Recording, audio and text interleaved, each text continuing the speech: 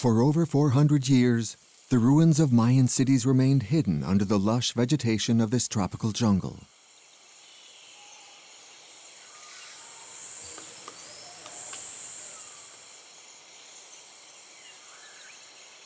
One can easily imagine the impression that the first 19th century explorers had when they unearthed the Mayan ruins.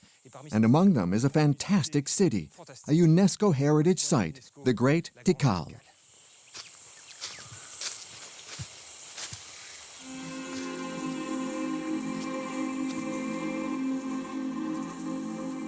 The Maya civilization spread over a territory as large as Germany, but this civilization was never unified. At its peak, there were 50 kingdoms with nation-states. At their head, divine kings, who were constantly at war. And one of the most powerful states is here, Tikal. In the 8th century, at the height of its power, it had 9,000 inhabitants. It was the seat of power, so the kings built pyramids like Temple 1, an architectural marvel.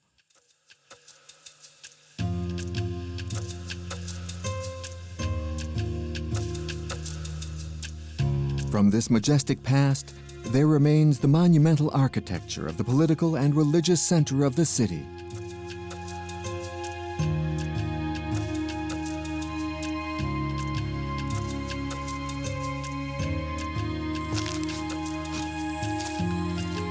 These temples, pyramids, stelae, and altars are precious witnesses to Tikal's grandeur.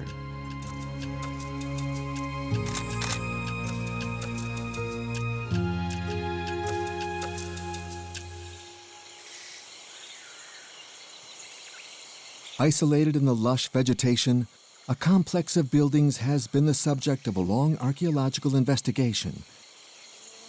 Called the Lost World, this is the oldest Mayan astronomical observatory.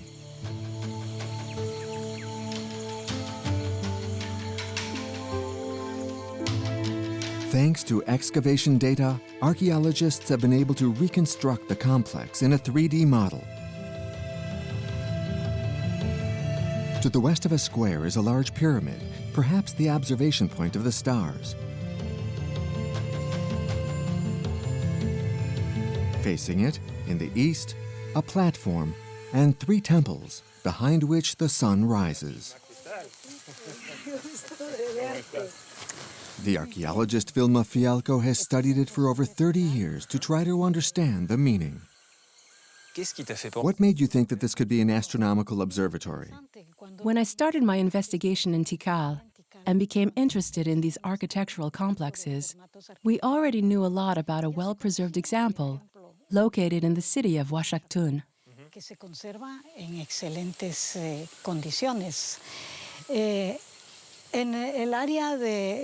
And as Washaktun is not far from Tikal, I thought it would be interesting to compare the architecture of these 2 monumental complexes.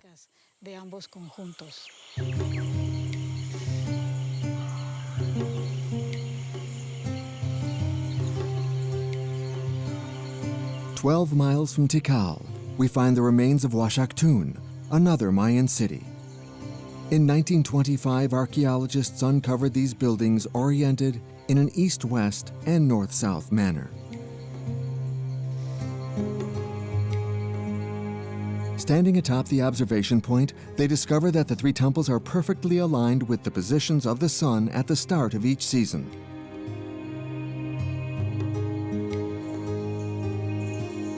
On the summer solstice, when the days are longest, the sun rises at the corner of the North Temple. While on the winter solstice, when the days are shortest, the sun rises at the corner of the South Temple.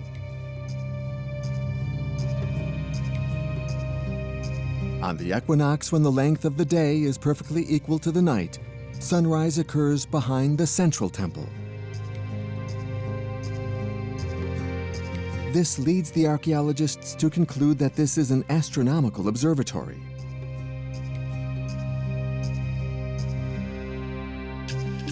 In addition, they have proof that the Mayas were brilliant astronomers, thanks to these codis, pictographic manuscripts recovered by the conquistadors, on which the Maya recorded, for example, the lunar calendar, or eclipses of the sun. Archaeologists also discover that the Maya were brilliant mathematicians.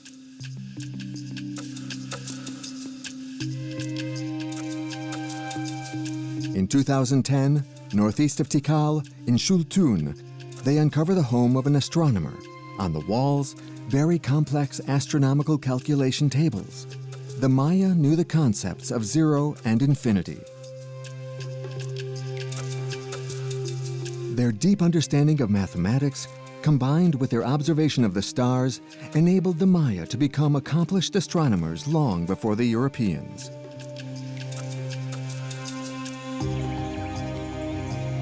The Tikal complex, which closely resembles that of Washaktun, was also identified as an astronomical observatory. But Vilma's discoveries tell a very different story. Is this an astronomical observatory like we know of today? Not really. The result of my investigations enabled me to determine that there were structural abnormalities in these complexes. Besides, if you agree, I invite you to join me here tomorrow at 5 a.m., and I'll explain in greater detail what I mean by structural abnormalities. Okay.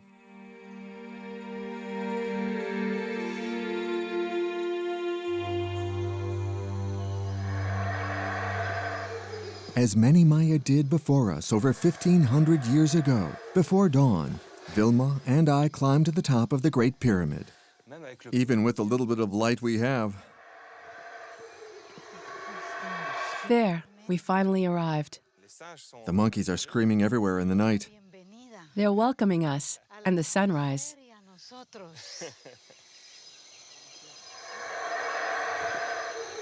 Today is the first day of the summer solstice.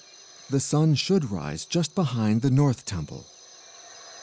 But with this particularly thick fog at the beginning of the rainy season, it's quite hard to see. So this is where the Mayas came to watch the sunrise?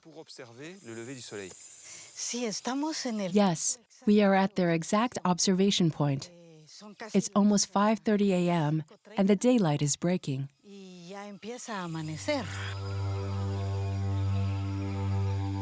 We're lucky. The fog is lifting, and as expected, the sun rises behind the North Temple. But from her topographic measurements, Vilma detected irregularities in the building's alignments.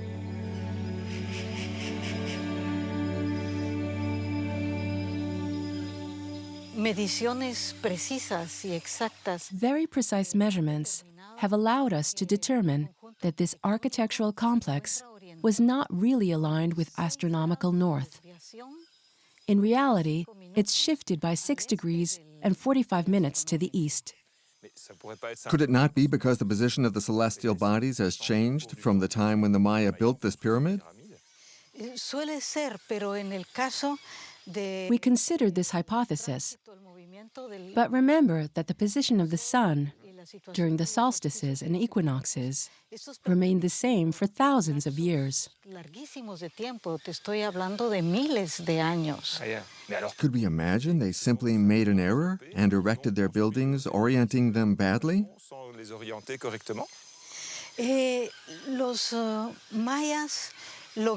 It's known that the Maya were able to build perfectly aligned structures relative to the astronomical data. So I think for the Mayan architects and engineers, it didn't matter to them that this complex was shifted to the side. Therefore, the building's orientations to the astronomical observations did not bother them much.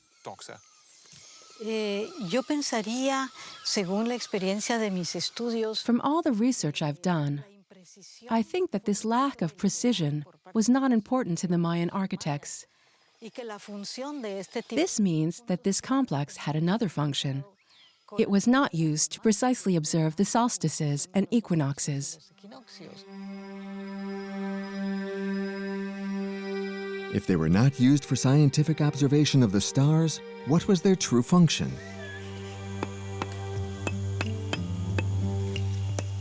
Why use so much energy, labor, and raw materials for building them?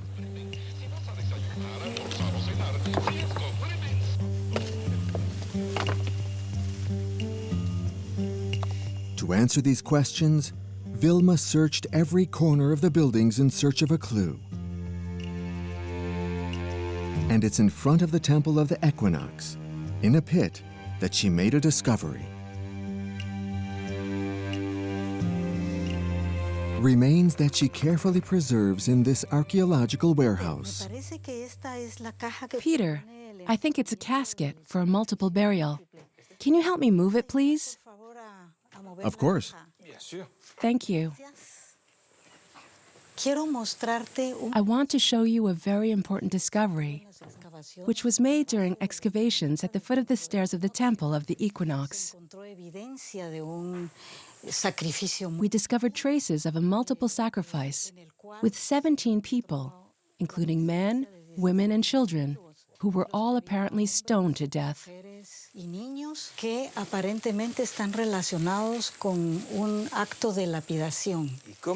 And how do we know that they were sacrificed? Anthropologists have thoroughly studied these bones, and they found signs of violence on the bones.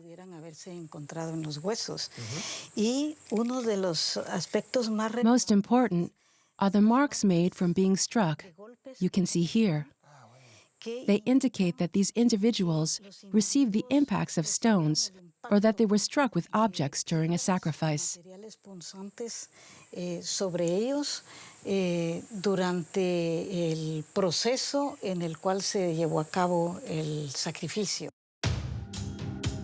In pre-Columbian societies, ritual human sacrifices allow humans to communicate with the gods, thanks to blood, which is considered to be a sacred fluid.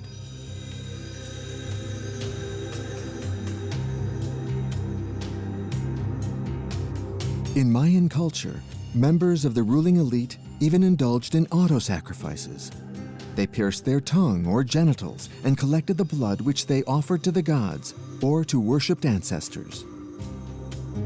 By discovering that rituals took place in the astronomical complex, Vilma has decisively moved her investigation forward. This observatory is actually a site for sacrifices?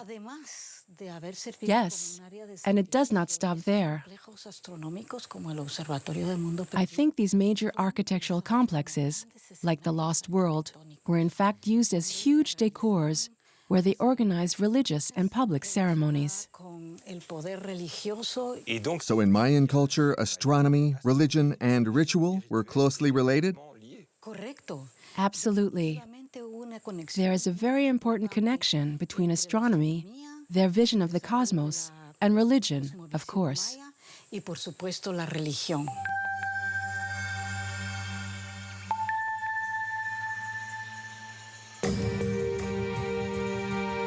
This large complex was therefore a theatrical decor with a backdrop of celestial events, the solstices and equinoxes.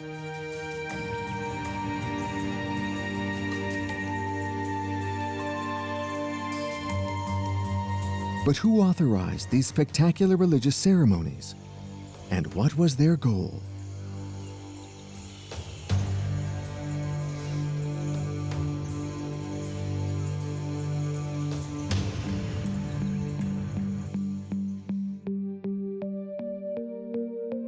Inside the Temple of the Equinox, the discovery of an engraved stele allowed Vilma to answer these questions. The upper part has disappeared, but we can still see the bottom of a body and a hand wearing a royal symbol.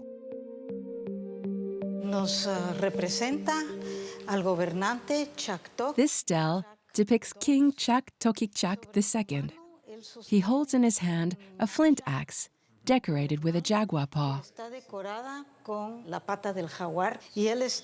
And we see that it tramples the body of a prisoner. This means that a ceremony in which the prisoner will be sacrificed will certainly take place soon. This representation confirms Vilma's intuition that it was the kings who organized such ceremonies and erected stelae to commemorate the events.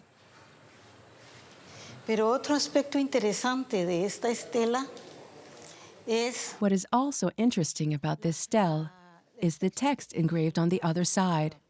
It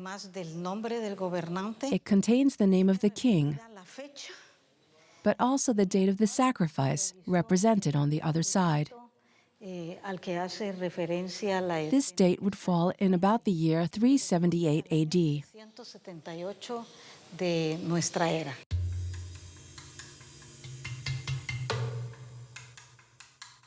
These ceremonies were organized according to a very specific calendar, based on the solar year, the Venus cycle, and a mythical date of creation for the world, from which the days elapsed. Thus, ceremonies and historical events such as wars, alliances, or inductions could be registered. These calendars were closely intertwined in a complex mechanism that only the elites, the king and his priests, were able to understand. Their interpretation allowed them to set ceremony dates and also, they thought, to predict the future.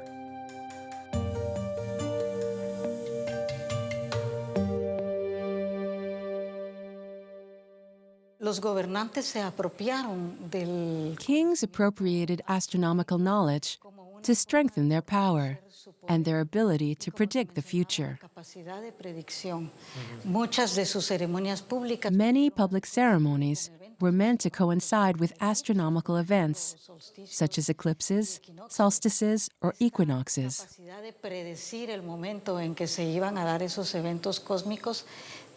This ability to use the moment these astronomical events were to take place had to be very impressive for the people who had gathered to witness the greatness of the king.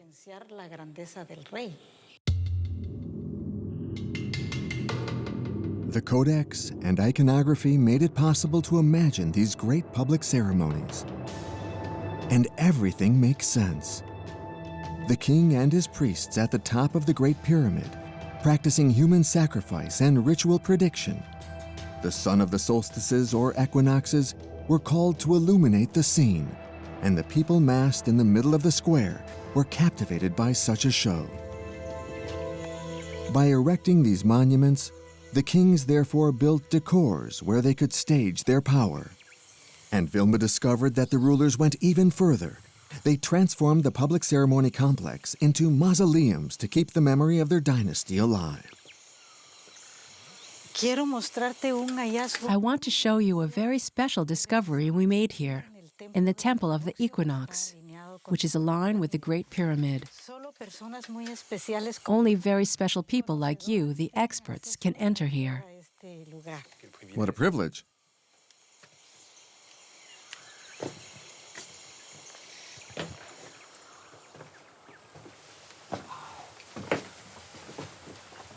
Investigating under the stele of King Chak II, archaeologists have unearthed 3 bedroom tombs that they've attributed to the dynasty of this king. The largest, called the pentagonal tomb for its shape, was symbolically protected by these jaguar sculptures.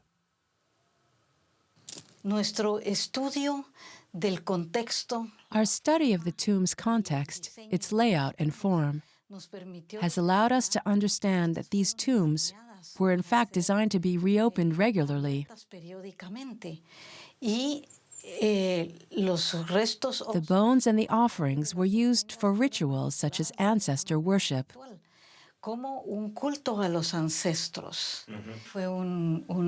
It was actually a way for the kings of this dynasty to rise to the rank of deified ancestors through the symbol of astronomy, synonymous with the sacred, power and religion, of course.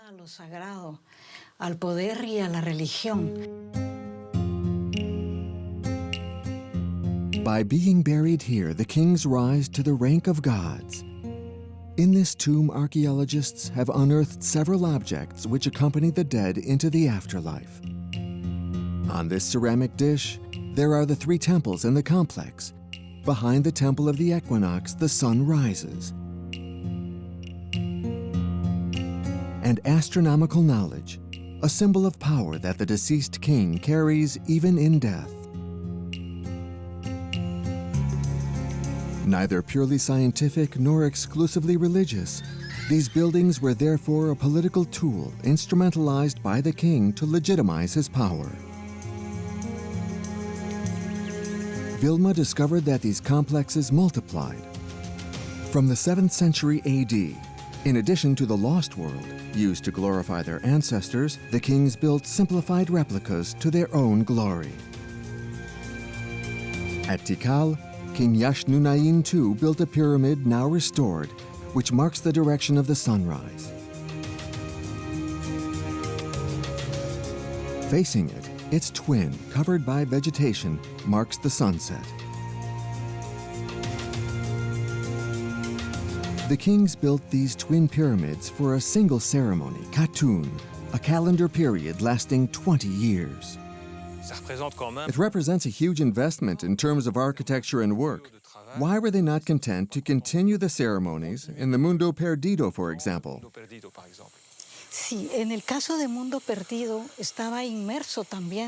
The lost world was used to worship the ancestors of the king who was buried there, while in the case of the twin pyramids, worship is dedicated to the king himself, in his lifetime and to his greatness.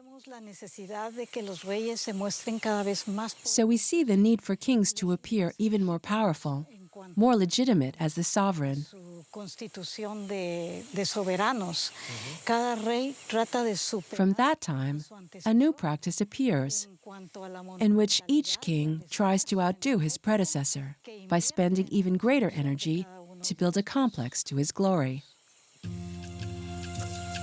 Under this vegetation are the remains of no less than 7 complexes, built in just 200 years by Tikal's successive kings to show their power. An architectural boom that would not be enough to save this doomed city-state. Shortly after, in the 9th century, it's the collapse of the city-state system. All this disappears. Yes, we believe that there are numerous reasons why the kingdom of Tikal eventually collapsed. The population increase, climate change, frequent wars, and tyrannical kings, for example. But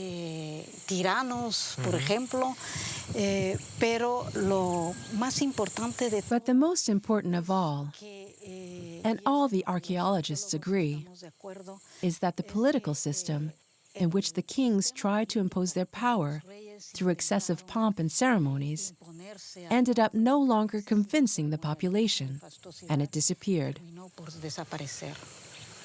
And the pyramids returned to the jungle. Yes, the cities are abandoned. Eventually, the great monuments are covered by jungle vegetation.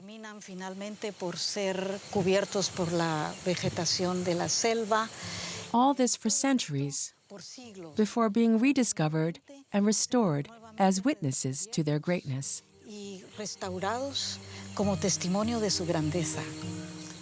Thanks to archaeologists like you. It's a pleasure.